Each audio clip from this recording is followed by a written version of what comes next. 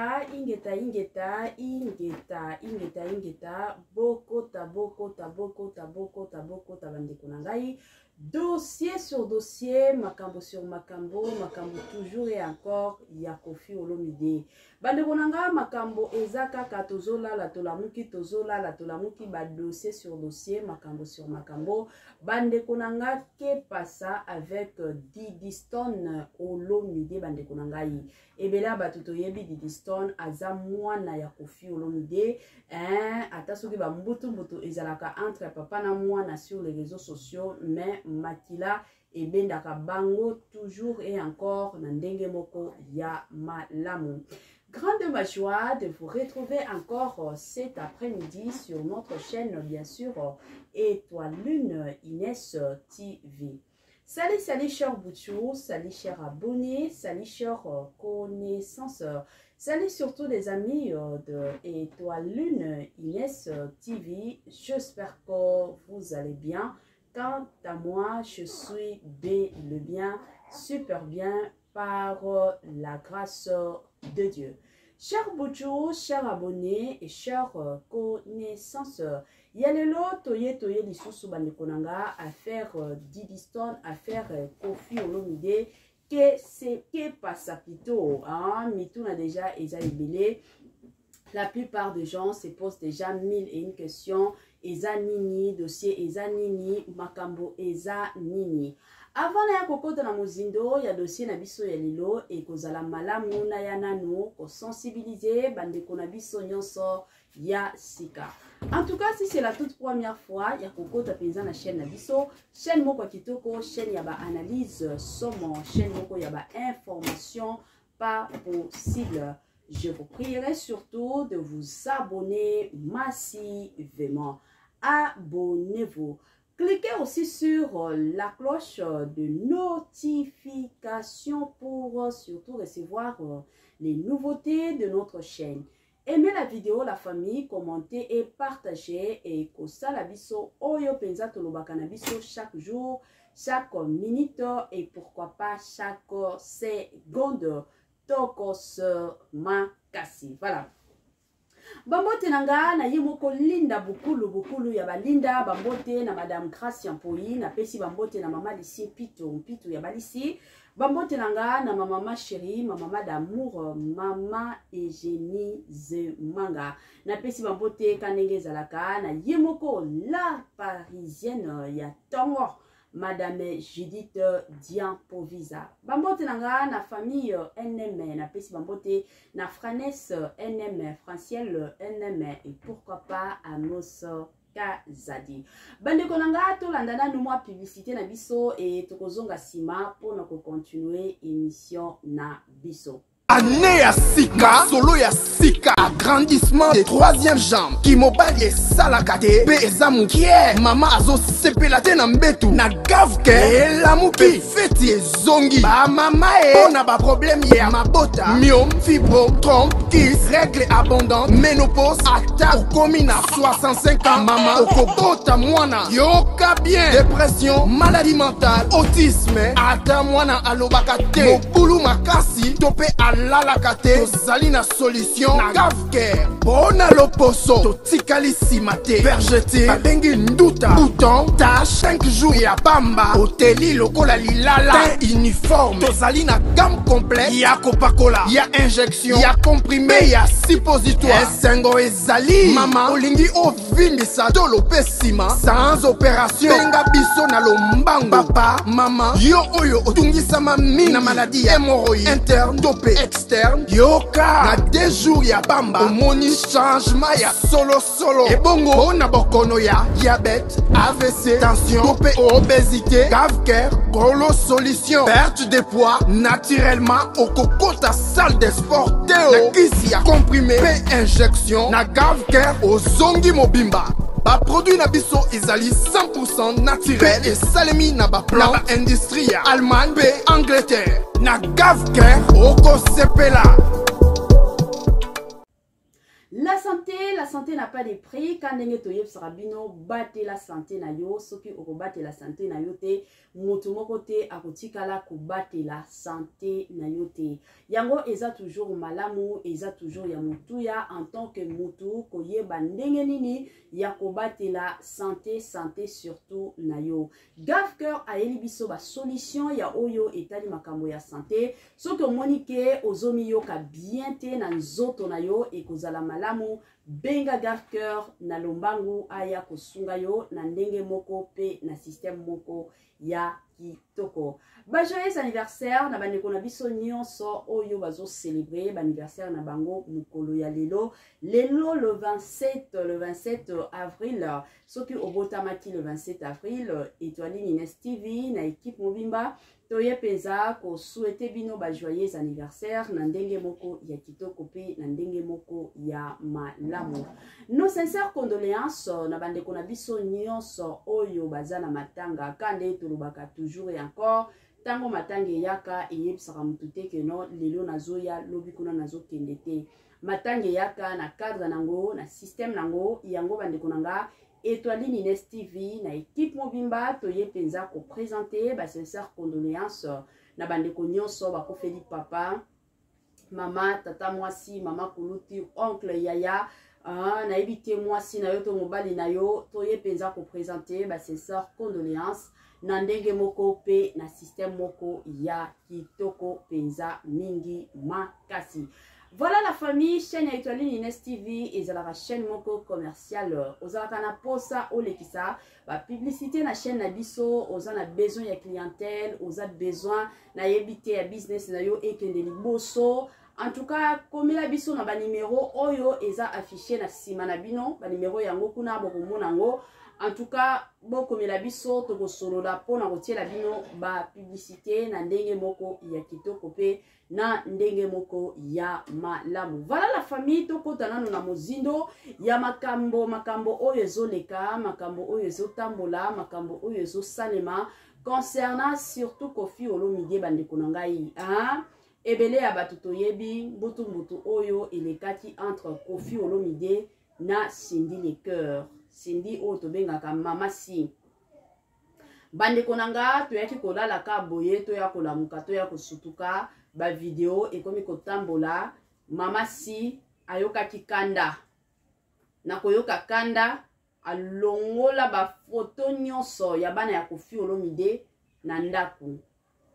Odela ya kolongola ba photo wana aketi kokota bisika bilamba ya mama Alia d'or. Bisika bilamba izalaki. Abimisi bilamba nyonso libanda. Tango abimisi nde Koffi Olomide aye komona. Koffi alobi, mais qu'est pas ça? Qui t'a permis? Hein? E bandi ndenge nini? Obimisa bilamba ya Alia na ndaku. Nde Cindy Le Cœur de son côté asiliki abeti Koffi Olomide bambata. Bandeko nanga nde yaki kosala mbutu. Sikoyo, ka ndenge boyebi makambo etambolaka sur les réseaux sociaux, biso nyonso toyebi ke Didiston na Koffi Olomide na moment o na minute oyo baza na bitumba. Bayokanaka na bango te, mais comme eza makila ebendanaka toujours, surtout makila ya papa na mwana ebendanaka nango kaka. Toya kovanda toya komona kaka lobi na butu, lobi le 26, Didiston aye ko briser silence na ye, aye ko répondre. Bandeko nanga en tout cas na boyinda nkokota na mozindo ya makambo Didiston ayaki ko répondre, hein? Didiston aye ko répondre.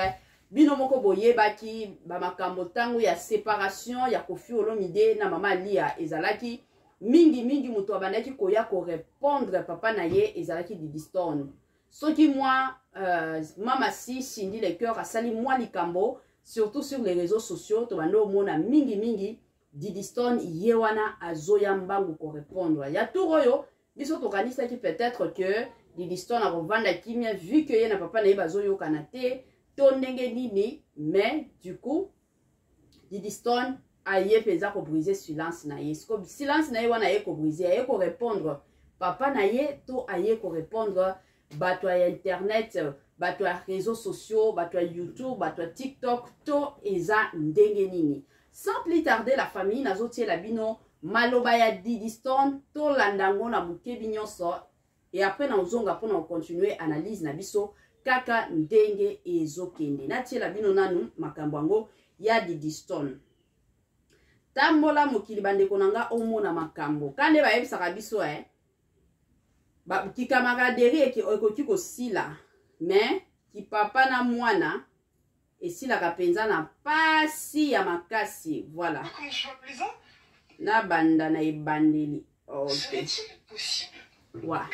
que vous puissiez arrêter ou du moins doser les surinterprétations et les mauvaises analyses? Voilà. Est-ce que c'est possible d'arrêter de maxer, genre littéralement? Vous êtes tout le temps là à base de ouais, elle a posté ça, donc ça veut dire que qu'est-ce qu'elle veut nous faire passer comme message? Ah, elle est là-bas, donc ça veut dire que ouais, mais c'est sûr que ouais, non. Et des fois les choses ne sont juste pas deep, vraiment.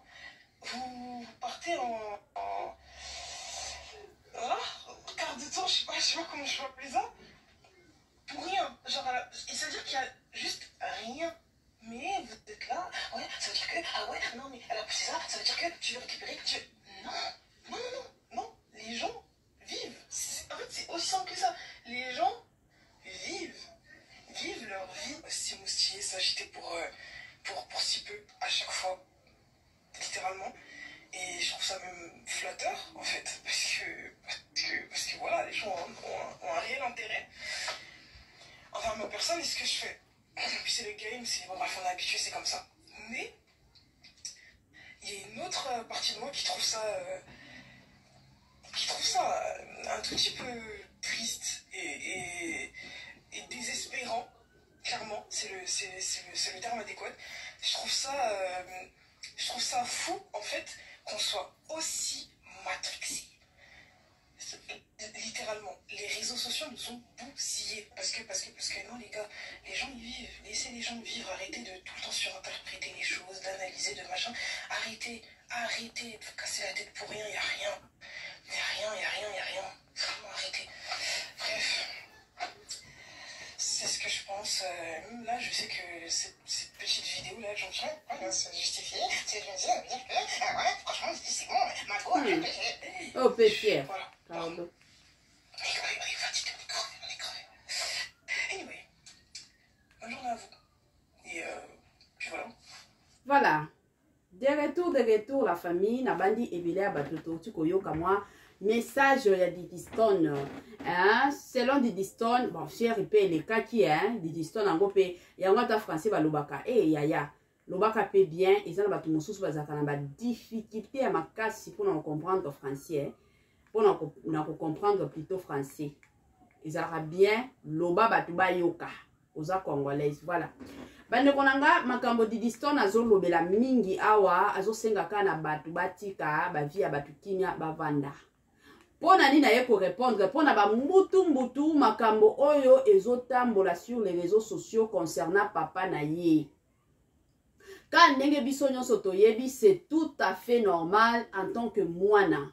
So que monike via ba parents na yo ezokende kokweya mwana nyonso atelemaka mwana nyonso azalaka toujours na posa aya ko défendre papa na ye ataka ndenge toyebi ke mbutu ezalaka entre Koffi Olomide et Diddy Stone parce que makambo ezalaka eza nini Diddy Stone asepela te na ndenge Koffi Olomide na mama Lia bakabwana et en plus tango baye ko kabwana ye Koffi Olomide akende kobala danseuse na ye.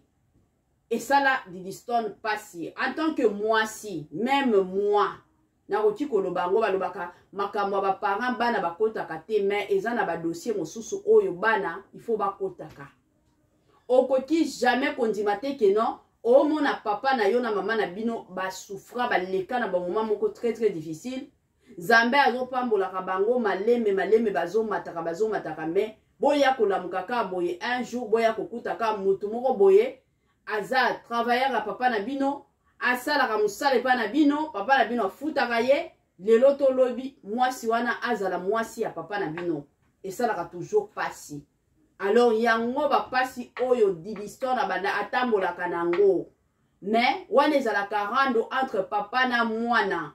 Bango moko nde bayebi bisika bazomi kotisa.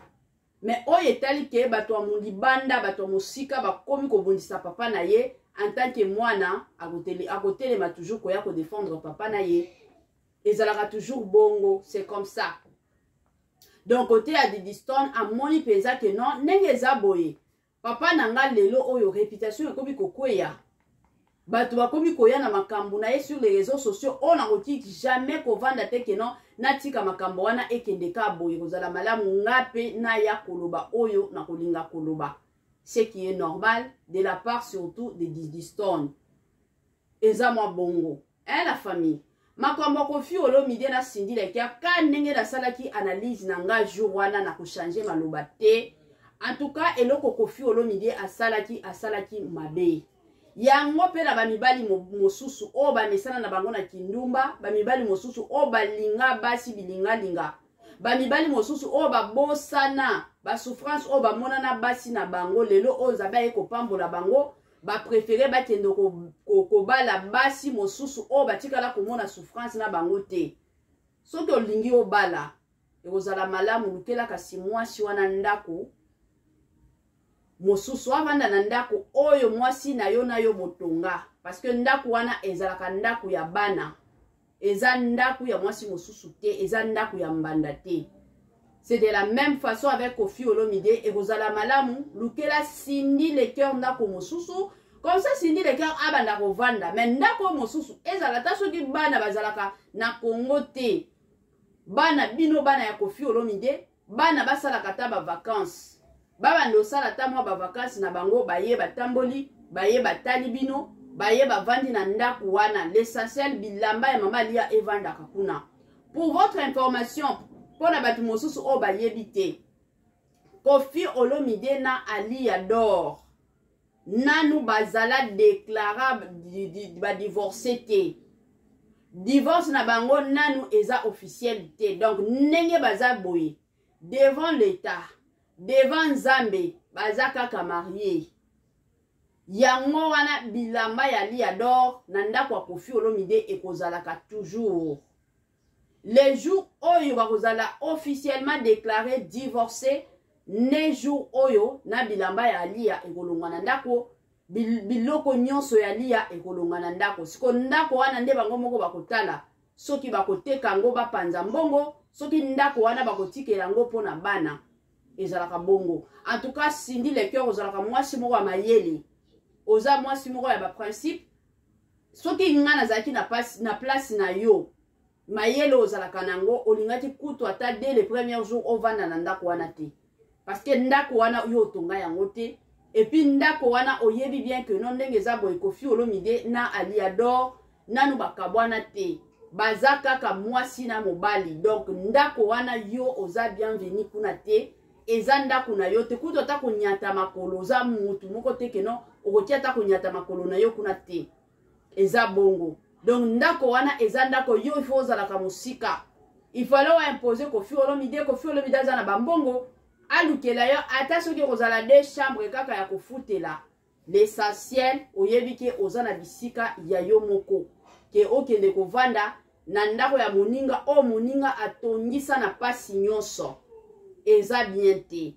Yango bandeko nanga na ye ko profiter pe ko pesa conseil na basi mosusu moni soki oza na ndako ya libala. La plupart a biso basi tozalaka soki obali oboti pona yo olobi déjà que non c'est fini na longwe na longi nanga c'est fini bitumba nyonso bando ya pembeni nanga na longi naza molongi nano longi te bitumba elandanaka ti mukoloko kufa ti mukoloko kiendaka bitumba elandanaka. Yango eza toujours important en tant que mwasi kozalaka mwasi ya mabondeli.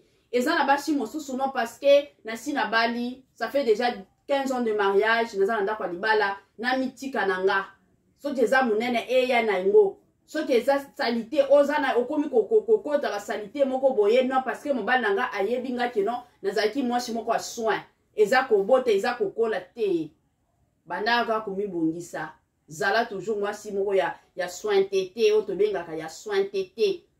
Zala toujours mwasi kitoko o mobali alula na premier jour et zala toujours malamu. Au-delà de ça, zala mwasi ya mabondeli. Ngana insistera toujours na basi. Zala mwasi ya mabondeli.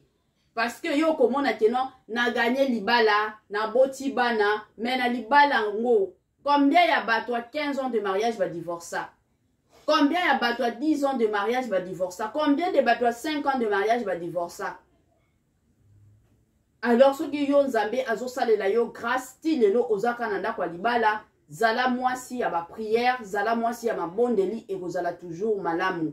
O eza conseil quand na lobaka toujours conseil nanga c'est à prendre ou à laisser. Ceux que monique mutozo pesa biso conseil aza mwana muke, biso toza mikolo. Pas de problème. Mais ceux que monique conseil oyo mwana mwasi ya pesi et ko sunga vie nanga ekoti ko bongisa ekoki ko changer ba situation mosusu na vie nanga. En tout cas na osenga na yo o pratiquer yango ekozala toujours et encore malamu mingi. Courage vraiment na mama Lia, courage. En tout cas esalaka pasi penza ya makasi komona mobali bobandana ye na kibomwana. Ozalaki na yo mwasi moko kitoko mwasi ya taille oye kondima lelo komi kobota kana na lobaka tango mwasi déjà abotaka zoto na yepe ekomaka ko changer ezalaka facilité soki mwasi andimi kobota mais ezana mibali mosusu amoni kaka mwa nzoto ya mwasi komi soki ndenge nini akomi kotala libanda ezalaka ka pasi pe mawa. Courage na yo mama Lia, nzambe alola kosunga yo libala na yo ekozonga na ndenge moko ya kitoko pe ya malamu. Voilà.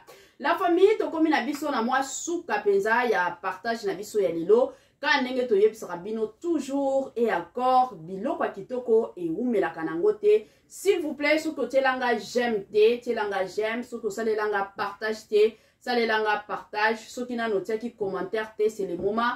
Telanga commentaire et kosalanga malamu et encore malamu mingi.